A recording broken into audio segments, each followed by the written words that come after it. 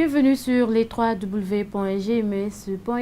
Nous sommes vendredi 22 février 2019. C'est l'heure du journal. Voici les titres. La CEDA de Ziguinchor est à pied d'œuvre pour relever le pari de la supervision des opérations électorales. Un tour effectué au siège de ce démembrement de la Sénat à Goumel a permis de constater le niveau de détermination des membres de la dite structure.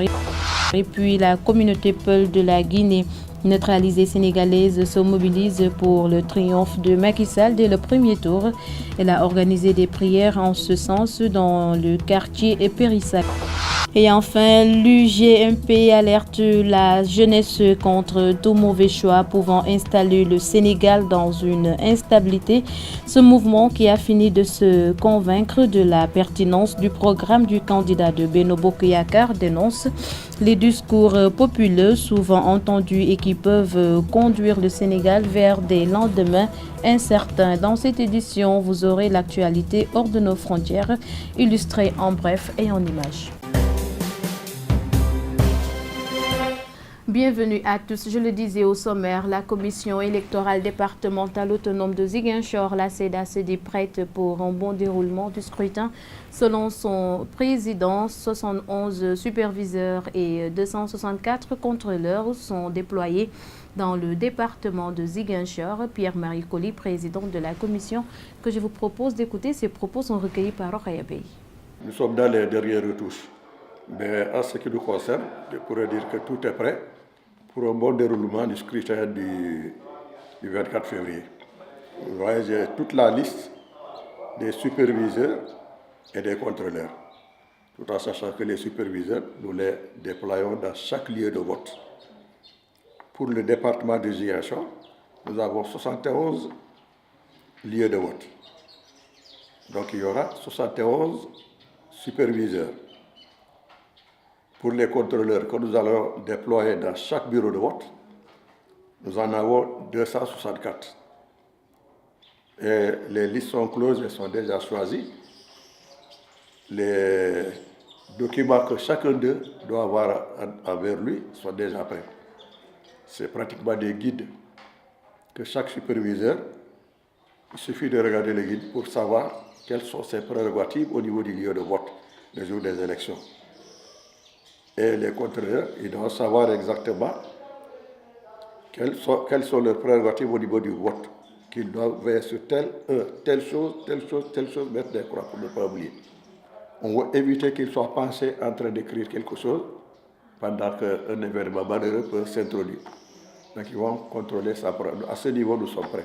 Et puis, le président de l'UJMP ne s'est pas arrêté là. Pape Alioune Diédhiou a lancé un message à l'endroit des jeunes de la Casamance qu'il invite à faire preuve de vigilance pour éviter au Sénégal le spectre d'instabilité connu dans certains pays de la sous-région et découlant d'un mauvais choix de gouvernants. Nous l'écoutons au micro de Cheikh Tidiane Cissé.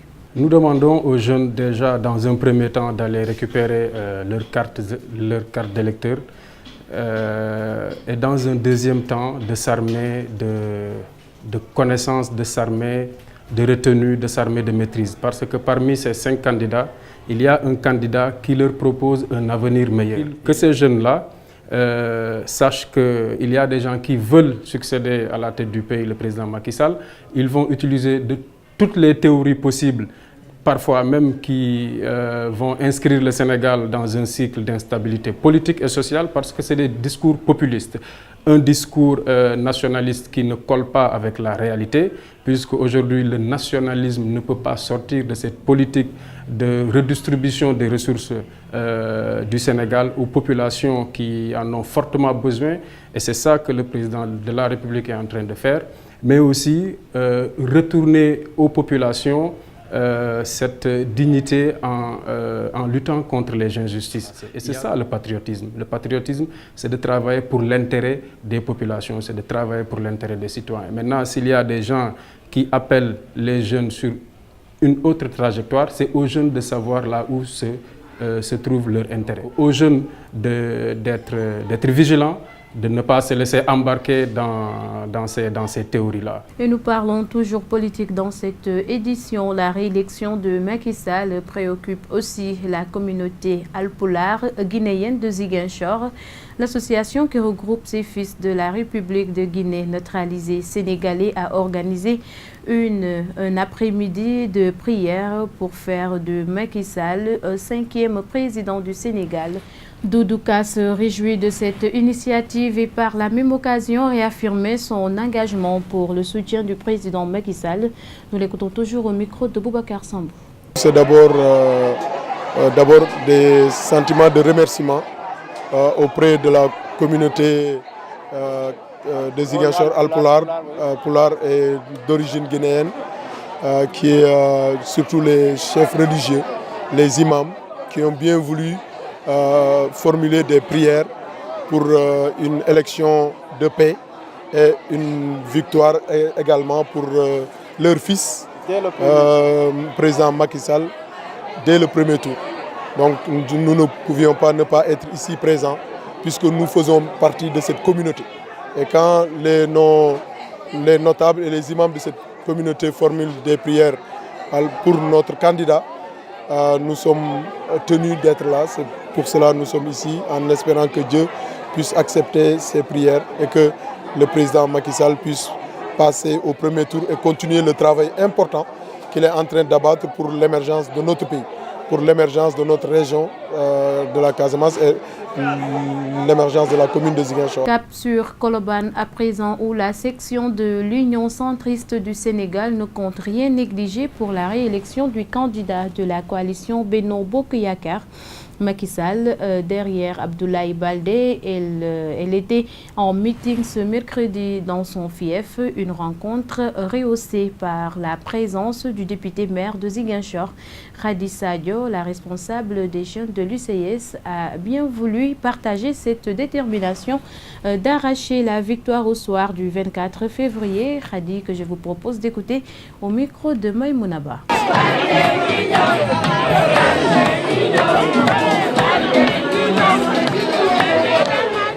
Compte tenu de l'élection présidentielle qui nous attend pour le 24 février, Inch'Allah, on a organisé ce meeting pour inviter notre leader Abdoulaye Baldé, parce que depuis qu'il a pris la décision de faire une coalition avec la mouvance présidentielle, on a constaté qu'il y a pas mal de ces militants ou bien de ces leaders qui n'ont pas bien compris les raisons pour lesquelles il a pris cette décision.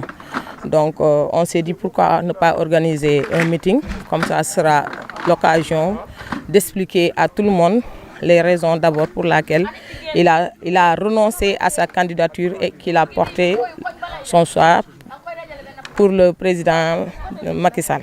Abdoulaye Baldé a eu un bilan bien avant d'être maire de la commune de Ziguinchor. Il est venu ici, il a vraiment prouvé qu'il portait la Casamance dans son cœur. Il a commencé d'abord par financer nos mamans et il a fait pas mal de choses pour la population, raison pour laquelle en 2009, ça a été vraiment chose facile pour lui d'être maire de la commune de Ziguinchor. Donc si aujourd'hui il y a des gens qui s'autoproclament fils de la Casamance, je pense que ces gens-là, au lieu d'être là à escroquer notre pauvre population, ils devraient au contraire les aider. Parce qu'on a constaté que parmi les candidats, il y a d'autres, ils parlent de don de choix. Le don de choix là, moi je pense que vraiment la population est tellement pauvre qu'ils devraient proposer autre chose que de prendre le peu qu'ils ont entre leurs mains.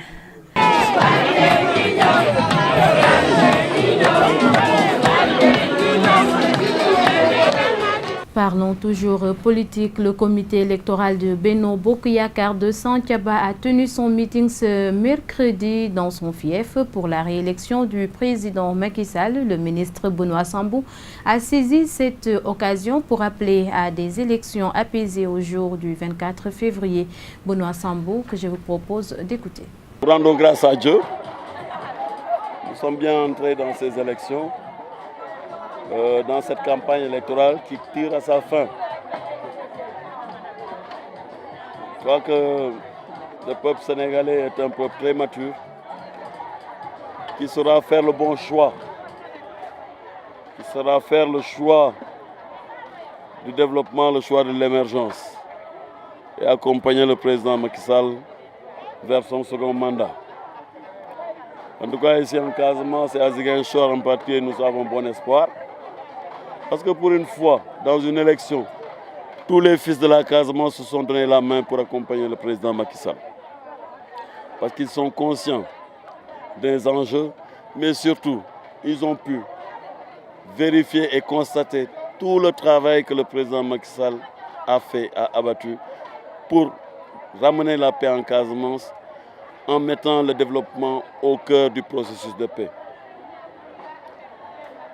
Je crois qu'aujourd'hui, nous avons confiance que les populations vont plébisciter le président Macky Sall et lui donner une victoire éclatante pour que lui-même comprenne que s'il a la Casamance dans son cœur, les Casamancés sont reconnaissants des réalisations et des actions qu'il mène tous les jours pour le bien-être des populations.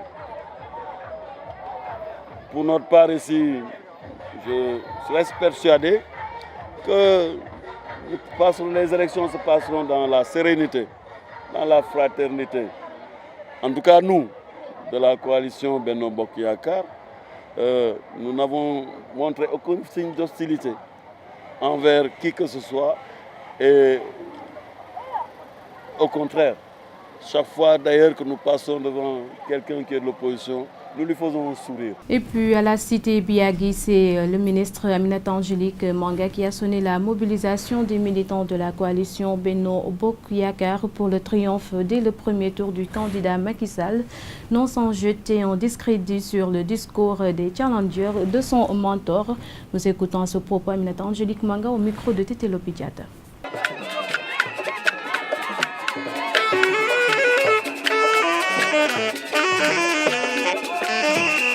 C'est facile de critiquer. La critique est aisée.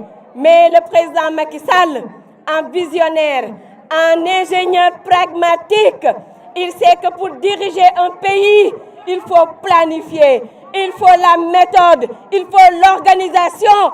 Et c'est la raison pour laquelle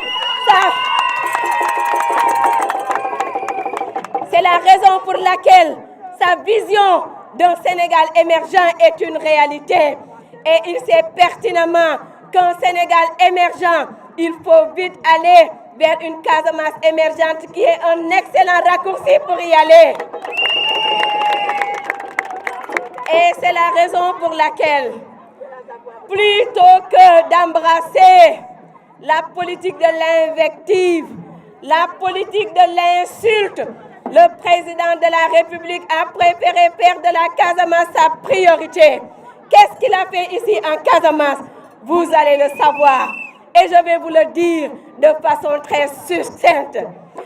Le président de la République Macky Sall a décidé de faire de la Casamance une priorité, une plateforme de développement économique et social. Le pont de Farafenni permet aux Casamancés de ne plus jamais dire en allant dans le reste du Sénégal que je vais au Sénégal, comme si la Casamance ne faisait pas partie du Sénégal. C'est que cette route est juste dans le cadre d'une vision globale de ce qu'on appelle le corridor routier Dakar, Abidjan et Lagos. Mais naturellement, ça va passer par Ziguinchor. Parce qu'en passant par Ziguinchor, dans le domaine des infrastructures, grâce au président de la République Macky Sall, nous allons pouvoir désormais rallier tout simplement Bissau, Conakry, Lagos, Abidjan, Libéria, Sierra Leone.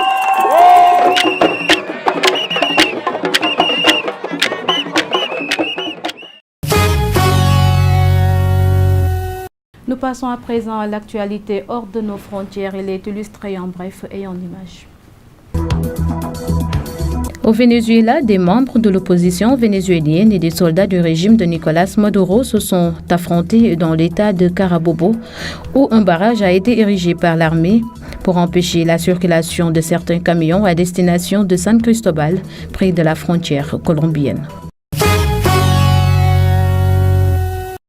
En Espagne, des indépendantistes ont manifesté en coupant des routes et des voies de chemin de fer ce jeudi en Catalogne, une grève d'un jour pour protester contre le procès de 12 dirigeants indépendantistes catalans qui ont tenté de faire sécession en octobre 2017 après l'organisation d'un référendum d'autodétermination. Au total, 4 personnes ont été interpellées et des échauffourées ont fait 37 blessés, dont 6 policiers.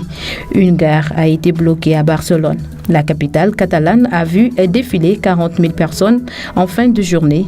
Tous réclament l'acquittement des indépendantistes. La Cour suprême, qui siège depuis le 12 février à Madrid, a décidé d'accélérer le calendrier des audiences afin de les terminer avant les élections législatives anticipées du 28 avril.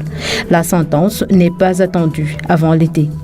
C'est cette actualité qui met fin à cette édition. Merci de l'avoir suivi. Excellente suite des programmes sur les www.gms.sn et sur la 89.3 FM. Au revoir.